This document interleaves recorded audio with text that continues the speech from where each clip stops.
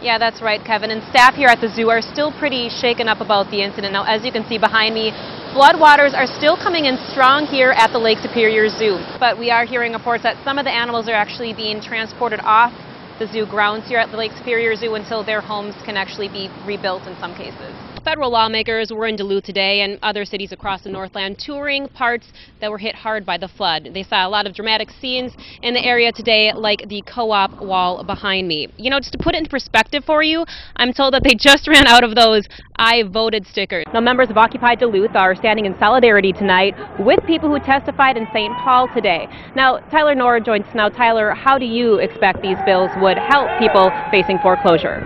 And it narrowly missed this house, Kevin, but there was a tree that was in the way that did stop it. Now I'm being told that all of the kids on the bus are safe. They're reportedly from Low Elementary.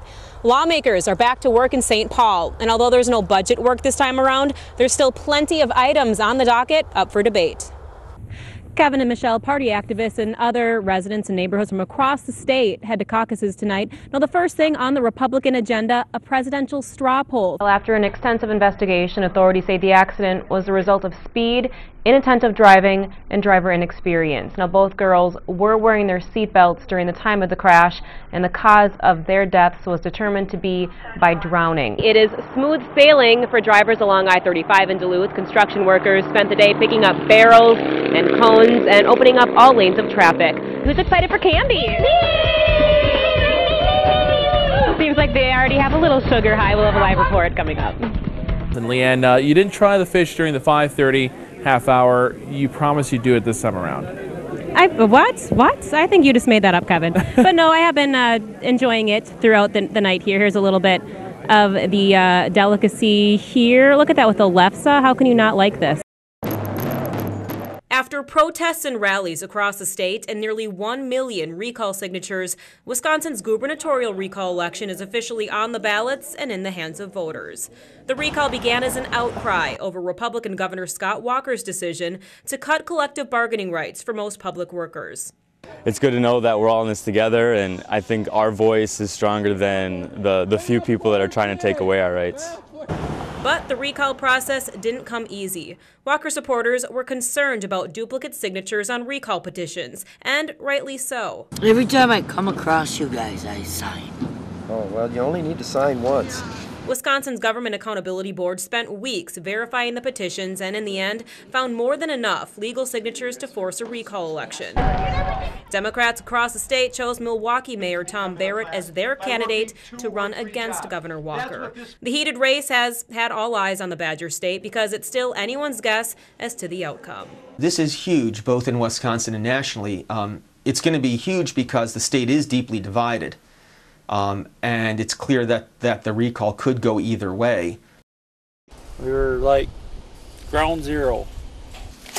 Friday night storm came with no warning. I just happened to look out the window and one of them big pine trees behind me tipped right over, and I said, boy, we got to get to the basement. It sounded like a train was coming through here.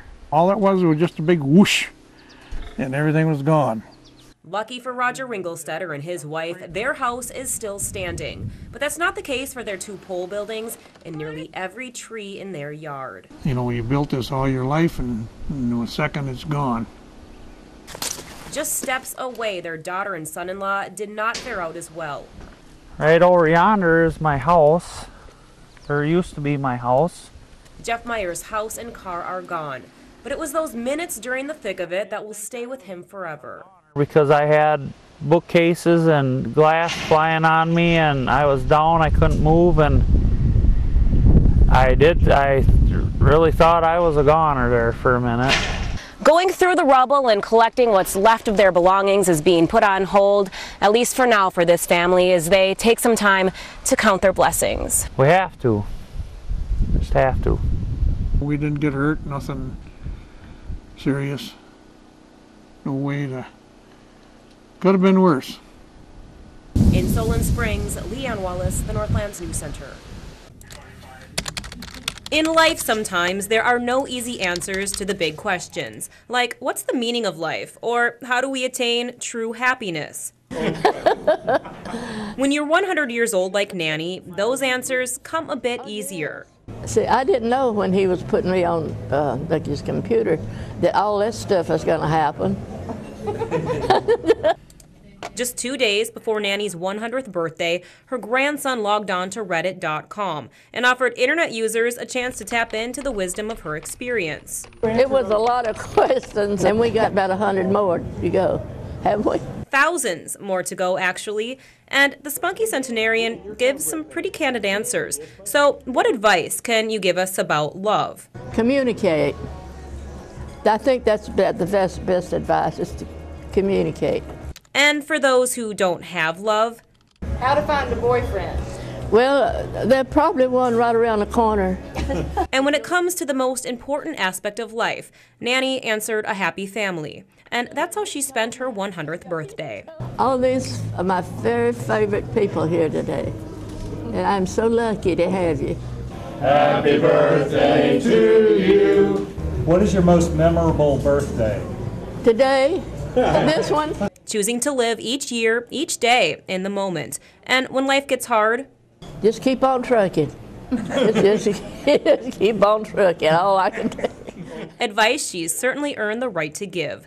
100 years old. In Duluth, LeAnnRWallace, the Northlands News Center.